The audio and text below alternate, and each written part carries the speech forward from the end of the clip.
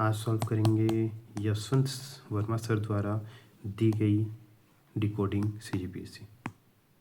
Total इसमें 92 multiple choice question है, उसमें से हम लोग देखेंगे आज टोटल 96 जो कि है प्राचीन भारत का। तो पहला क्वेश्चन है, सिंधु घाटी सभ्यता से निम्नलिखित में से किस स्थल पर तीन नगरों के अवशेष प्रकट हुए हैं। तो 3 नगरों के अवशेष जो हैं वो कहाँ से प्रकट हुए हैं? धौलावीरा से। हड़प्पा सभ्यता देखते हैं। हड़प्पा सभ्यता की खुदाई के निष्कर्षों के आधार पर क्या सत्य नहीं है? सभी प्रकार के निर्माण के लिए समान आकार की ईंटों का प्रयोग किया गया था। यह कथन सत्य है। कितने 4:2:1 के ईंटों का प्रयोग किया गया था। अधिकतर सभी घर एक मंजिला थे। नहीं, ऐसा नहीं था। कहीं कहीं सीढ़ी के भी अवशेष मिले हैं, तो इसका मतलब बहुमंजिला घर थे, मकानें थी। मुख्य सड़कें औसतन 10 मीटर चौड़ी थी। नहीं, 9.9 से कुछ ज़्यादा थी। 10 औसतन नहीं थी, कहीं कहीं 9 से 10 भी था। तो 2 और 3 असत्य हो जाएंगे। नवपाषाण युग के दौरान भारतीय उपमहाद्वीप के उत्तर पश्चिम क्षेत्र में निम्नलिखित में से किस स्थान पर कृषि की उत्पत्ति का सबसे प्रारंभिक साक्ष्य मिलता है? सबसे प्रारंभिक साक्ष्य कहाँ मिलता है? मेहरगढ़ में। निम्नलिखित में सही मिलान करें तो पूर्व पाषाण काल युग जो है वो सोनहट या स्वान नदी, मध्य पाषाण काल जो है वो भीमबेटका गुफा, नवपाषाण युग जो है वो बुरझोम और ताम्र पाषाण युग बनास। तो इसका व्याख्या देख लेते हैं। पहला है धौलावीरा। गुजरात में स्थित धौलावीरा हड़प्पा स्थलों में अद्वितीय है क्योंकि खुदाई में 3 अलग अलग नगरों या दुर्गों के अवशेष प्रकट हुए हैं। यह स्थल 3 अलग अलग किलेबंद क्षेत्रों के साथ उन्नत शहरी नियोजन को प्रदर्शित करता है।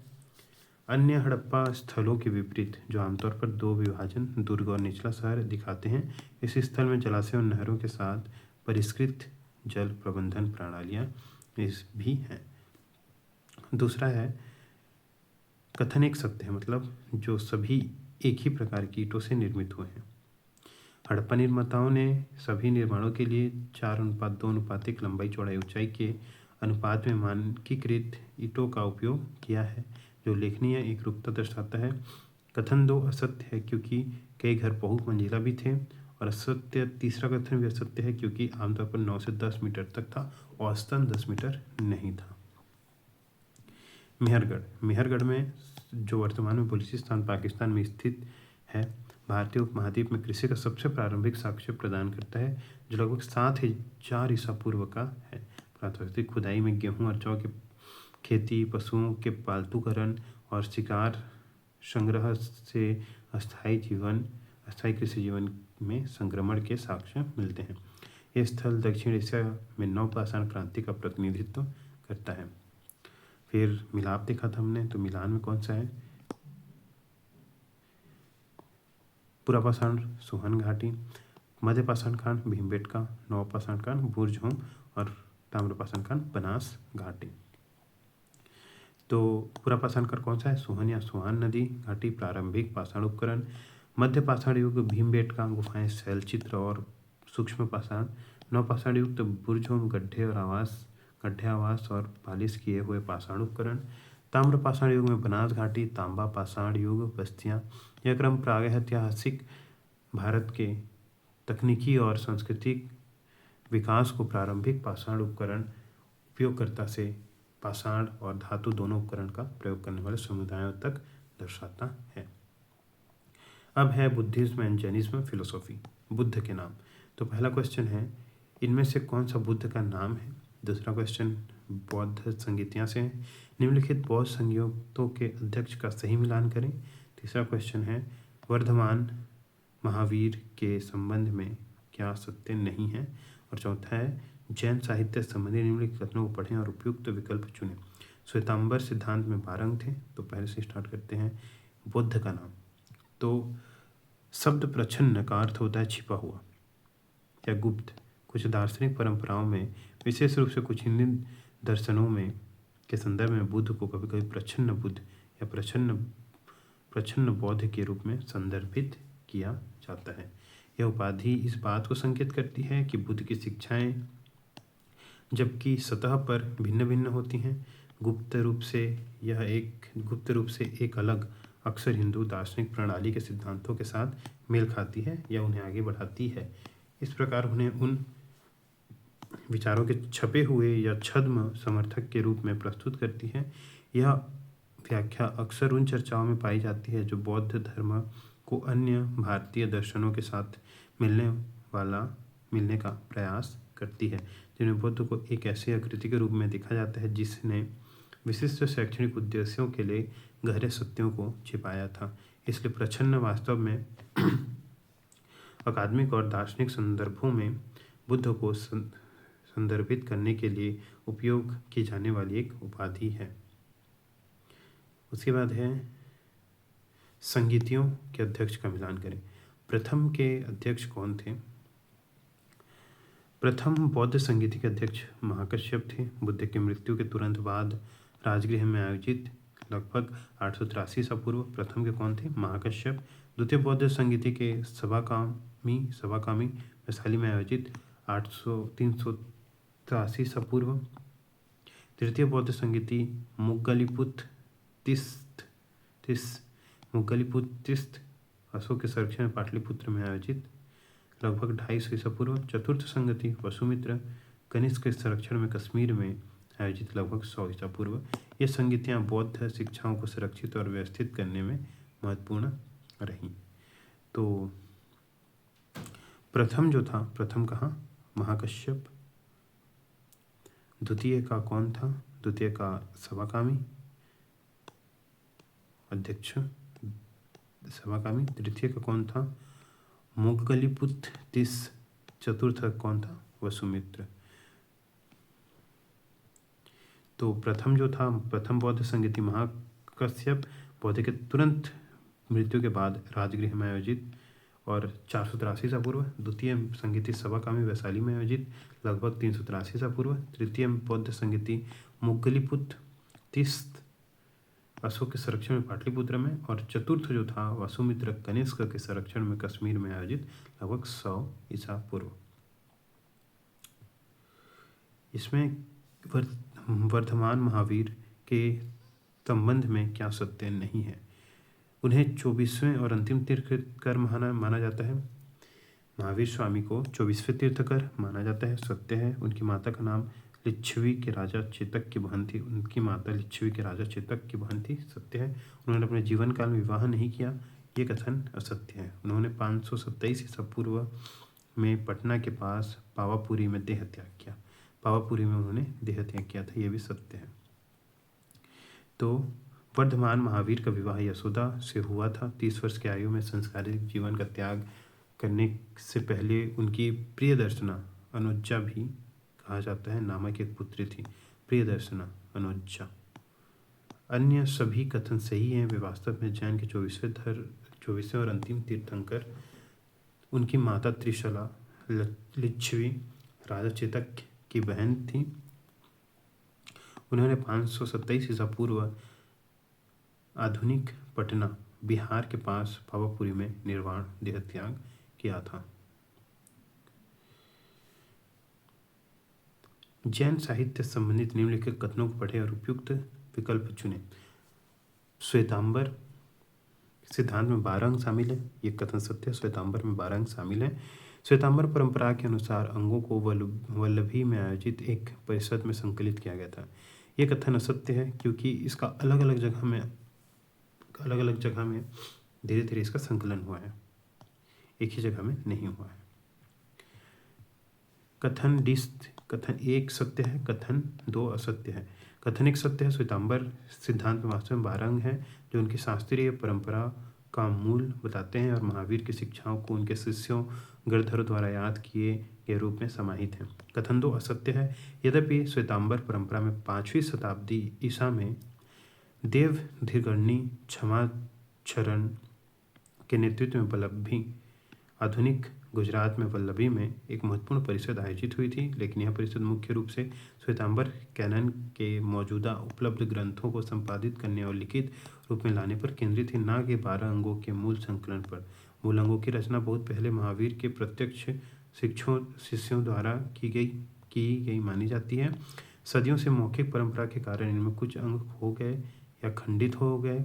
वल्लभी परिषद का उल्लेख श्वेतांबर कैनन के जो कुछ भी बचा था उसे लिखित रूप में लाकर संरक्षण करना था, इसलिए उपलब्ध ग्रंथों के मानकीकरण और संरक्षण के लिए परिषद थी, न कि उनके प्रारंभिक संकलन के लिए। इसके विपरीत दिगंबर संप्रदाय का मानना है कि मूल अंग 3री शताब्दी ईस्वी तक पूरी तरह से विलुप्त हो गए थे। चौथा क्वेश्चन है इंडियन फिलोसॉफी से, अद्वैत दर्शन। अद्वैत दर्शन के संस्थापक कौन हैं?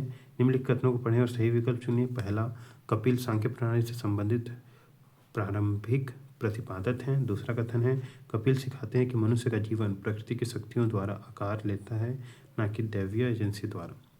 नास्तिक संप्रदाय निम्नलिखित में से कौन सा नास्तिक विचारधारा है? जैन धर्म के बारे में निम्नलिखित कथनों पर विचार करें। जैन धर्म 2 मुख्य सिद्धांतों के इर्द गिर्द घूमता है, अर्थात अनेकांतवाद और स्यायवाद। अनेकांतवाद के अनुसार प्रत्येक प्राणी में अनेक गुण होते हैं। स्थायी गुण जो किसी वस्तु की प्रकृति का निर्माण करता है उसे गुण कहा जाता है। तो इसमें देखते हैं शंकराचार्य पहले क्या है? अद्वैतवाद दर्शन के संस्थापक कौन है? आदि शंकराचार्य, जो हिंदू दर्शन में सबसे प्रभावशाली संप्रदाय में से एक हैं। अद्वैत वेदांत सिखाता है कि ब्रह्म परम सत्य और आत्मन व्यक्तिगत आत्मा समान है, और कथित द्वैत माया भ्रम के कारण शंकराचार्य ने भारत भर में 4 मठों की स्थापना की और उपनिषद, ब्रह्मसूत्र और भगवद गीता पर टीकाएं लिखी। रामानुजाचार्य ने विशिष्टाद्वैत योग्य अद्वैतवाद की स्थापना की, जबकि माध्वाचार्य ने द्वैत दर्शन की स्थापना की। तो रामानुजाचार्य ने विशिष्टाद्वैत और माध्वाचार्य ने द्वैतवाद दर्शन की स्थापना की।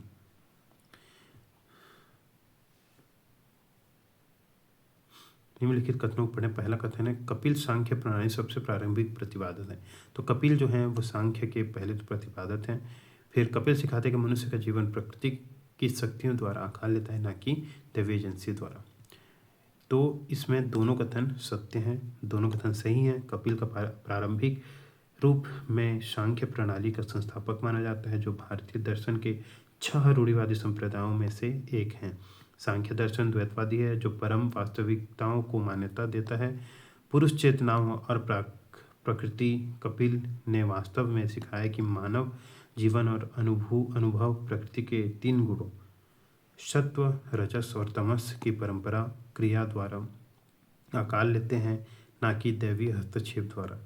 यह सांख्य को अपने शास्त्रीय रूप में अनिवार्य रूप से नास्तिक या गैर आस्तिक बनाता है। नास्तिक संप्रदाय है कौन सा? बौद्ध संप्रदाय। नास्तिक विचारधारा बौद्ध संप्रदाय बौद्ध धर्म को भारतीय दर्शन में नास्तिक विधर्मी संप्रदाय के रूप में वर्गीकृत किया गया है, क्योंकि यह वेदों के अधिकार को स्वीकार नहीं करता। नास्तिक संप्रदायों में बौद्ध धर्म, जैन धर्म और चारवाक लोकायत शामिल हैं। बौद्ध धर्म और चारवाक शामिल हैं।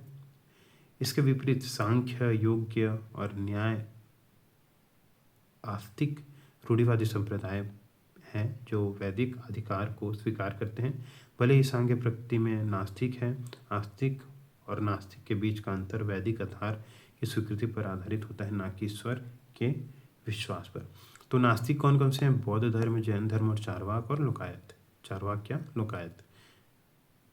और इसके विपरीत सांख्य, योग्य और न्याय जो है आस्तिक वो है आस्तिक विचारधारा के हैं। जैन धर्म के बारे में निम्नलिखित कथनों पर विचार करें। जैन धर्म 2 मुख्य सिद्धांतों के इर्द गिर्द घूमता है, अर्थात अनेकावाद और स्यायवाद। अनेकावाद के अनुसार प्रत्येक प्राणी में अनेक गुण होते हैं। स्थायी गुण जो किसी वस्तु की प्रकृति का निर्माण करते हैं उसे गुण कहा जाता है। तो इसमें दोनों कथन सत्य है। जैन धर्म वास्तव में अनेकावाद बहुपक्षीयता का सिद्धांत है और स्यायवाद के इर्द गिर्द केंद्रित है। अनेकांतवाद सिखाता है कि वास्तविकता जटिल है और इसे कई दृष्टिकोण से देखा जा सकता है। प्रत्येक आंशिक सत्य को प्रकट करता है। इस सिद्धांत के अनुसार प्रत्येक प्राणी में अनंत गुण होते हैं और स्थायी आवश्यक गुण जो किसी वस्तु की प्रकृति को परिभाषित करता है उसे गुण कहा जाता है, जबकि अस्थायी संशोधनों को पर्याय कहा जाता है। स्याद्वाद 7 गुना विधान के मध्य से इन कई दृष्टिकोणों को व्यक्त करने की एक विधि प्रदान करता है। अब है अर्थशास्त्र। मौर्यन एम्पायर में अर्थशास्त्र न्यायालय। कौटिल्य के अर्थशास्त्र के अनुसार मौर्य युग में निम्नलिखित न्यायालय अस्तित्व में थे। तो सभी 4 विकल्प सही हैं। कौटिल्य के अनुसार मौर्य न्यायालिक प्रणाली में सभी 4 प्रकार के न्यायालय अधिकारी अस्तित्व में थे।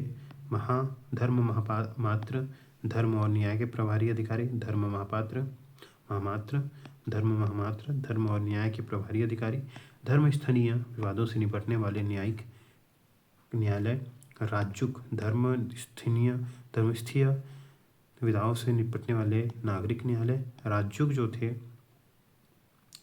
वो अधिकारों को राजस्व और न्यायिक कार्यों को संयुक्त करते थे, विशेष रूप से ग्रामीण क्षेत्रों में।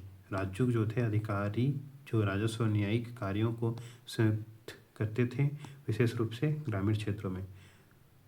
कंटक शोधन गंभीर अपराधों से निपटने और कानून व्यवस्था बनाए रखने वाले आपराधिक न्यायालय। कंटक शोधन गंभीर अपराधों से निपटने और कानून व्यवस्था बनाए रखने वाले आपराधिक न्यायालय। यह परिष्कृत न्यायालय प्रणाली मौर्य साम्राज्य की उन्नत प्रशासनिक संरचना को दर्शाती है। तो इसमें चारों मौर्य न्यायिक प्रणाली थी। कौन कौन सी? पहला धर्म महामात्र, धर्म और न्याय के प्रभारी अधिकारी, धर्म स्थीय विवादों से निपटने वाले न्यायिक न्यायालय, नागरिक न्यायालय। राजयुग अधिकारी जो राजस्व और न्यायिक कार्यों को संयुक्त करते थे, विशेष रूप से ग्रामीण क्षेत्रों में। कंटक शोधन गंभीर अपराधों से निपटने और कानून व्यवस्था बनाए रखने वाले आपराधिक न्यायालय। यह परिष्कृत न्यायिक प्रणाली मौर्य साम्राज्य के उन्नत प्रशासनिक संरचना को दर्शाती है। उसके बाद है पाटलिपुत्र स्थान। मगध साम्राज्य की राजधानी पाटलिपुत्र के संबंध में निम्न से कौन सा कथन सत्य है? पाटलिपुत्र पूर्व में गंगा नदी और उत्तर में चंपा नदी से घिरा हुआ था। नहीं, उत्तर में गंगा और पश्चिम में सोन नदी से घिरा हुआ था। पाटलिपुत्र आधुनिक पटना कई नदियों के संगम पर रणनीतिक रूप से स्थित था। शहर उत्तर में गंगा नदी और पश्चिम में सोन नदी से घिरा हुआ था। पूर्व में गंडक नदी से, उत्तर में गंगा, पश्चिम में सोन, पूर्व में गंडक नदी। प्रमुख नदियों के जंक्शन पर यह रणनीतिक स्थान इसे एक आदर्श राजधानी बनाता था। व्यापारिक संचार और रक्षा को सुविधाजनक बनाता था। शहर की स्थिति ने इसे महत्वपूर्ण व्यापार मार्गों पर नियंत्रण दिया और इसे प्राचीन दुनिया के सबसे बड़े शहरों में से एक बनाया। फिर निम्नलिखित में से किस शासक ने बौद्ध धर्म के विस्तार में योगदान नहीं दिया? बौद्ध धर्म की 4 संहिताएं हुई थीं। अशोक के काल में हुई थी, कनिष्क के काल में हुई थी, हर्षवर्धन ने सहयोग किया था। पुष्यमित्र जो था उसने कोई विस्तार में सहायता नहीं दी। ऐसा कहा जाता है पुष्यमित्र शुंग ने बौद्ध मठों को नाश भी किया था। पुष्यमित्र शुंग ने 185 से 149 ईसा पूर्व शुंग वंश के संस्थापक ने बौद्ध धर्म के विस्तार में योगदान नहीं दिया। वास्तव में माना जाता है कि उन्होंने बौद्धों को सताया और बौद्ध मठों को नष्ट किया। ब्राह्मणवाद के कट्टर समर्थक होने के नाते इसके विपरीत अशोक 268-232 ईसा पूर्व बौद्ध धर्म के सबसे बड़े संरक्षक थे। एशिया भर में मिशनरियों को भेजते थे। कनिष्क 127 से 150 ने चौथी बौद्ध संहिता बुलाई थी और बौद्ध धर्म का व्यापक समर्थन किया था। और हर्षवर्धन 606 से 647 ईस्वी बौद्ध धर्म और नालंदा में बौद्ध शिक्षा के महान संरक्षक थे। भारत के माध्यम से यात्रा में फाहियान ने एक अस्पताल का उल्लेख किया है। वह कहाँ स्थित था? पाटलिपुत्र में। फाहियान फैक्सियन चीनी बौद्ध भिक्षु जिन्होंने गुप्त काल के दौरान भारत की यात्रा की 399 से 414 ईस्वी में अपने यात्रा विवरणों में पाटलिपुत्र पटना में एक अस्पताल का उल्लेख किया। उन्होंने शहर में धर्मार्थ संस्थानों और चिकित्सा सुविधाओं का वर्णन किया। गरीबों को प्रदान की जाने वाली मुफ्त चिकित्सा देखभाल का उल्लेख करते हुए फयान के विवरण चंद्रगुप्त द्वितीय के शासनकाल के दौरान भारत में सामाजिक, धार्मिक और प्रशासनिक स्थितियों के बारे में मूल्यवान जानकारी प्रदान करते हैं। उनके विवरण प्राचीन भारत में चिकित्सा ज्ञान और सार्वजनिक कल्याण प्रणालियों की उन्नत स्थिति को उजागर करते हैं। ठीक, फाहियान कहाँ पे देखे थे हॉस्पिटल? पाटलिपुत्र में।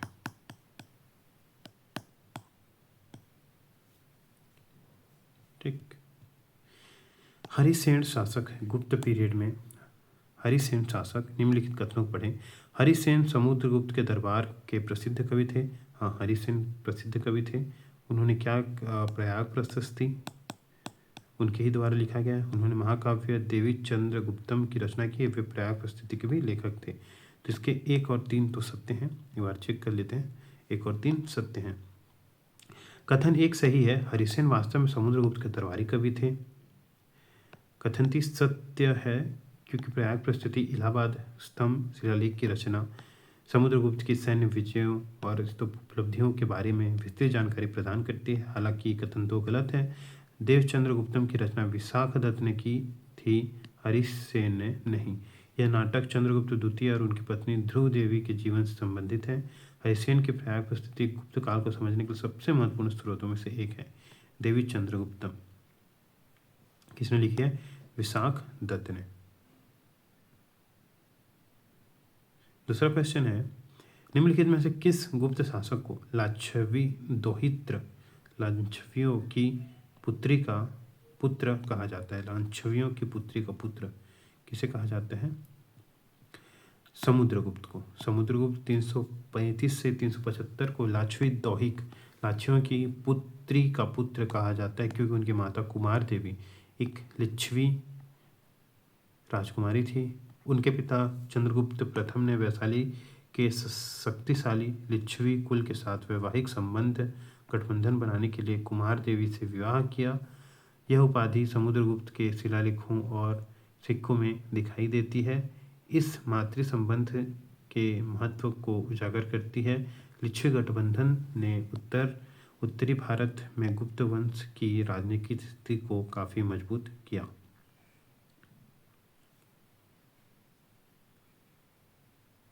निम्नलिखित में से कौन सा प्राचीन भारत में चारागाहों पर लगाया जाने वाला कर था?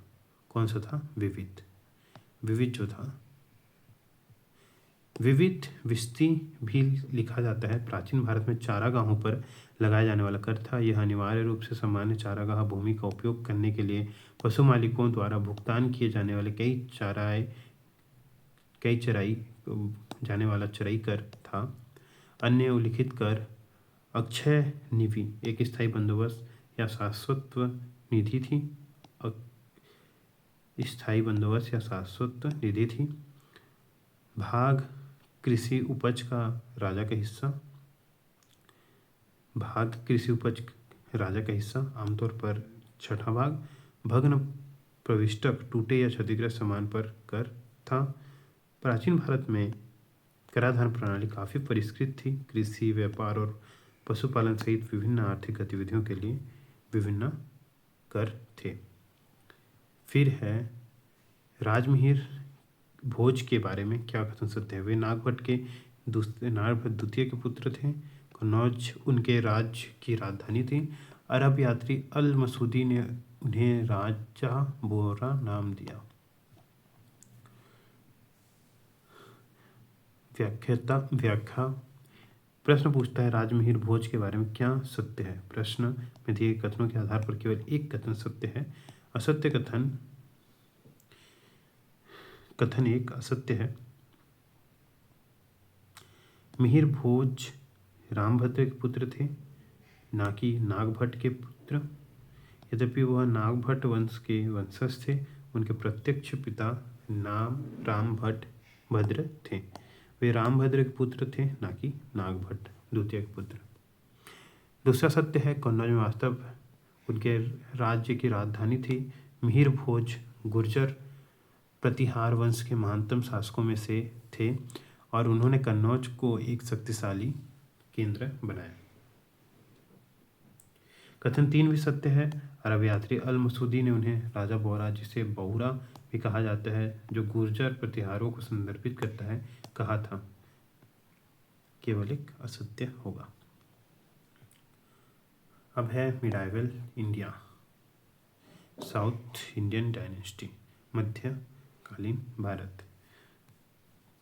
तो इसको अगले में देखेंगे।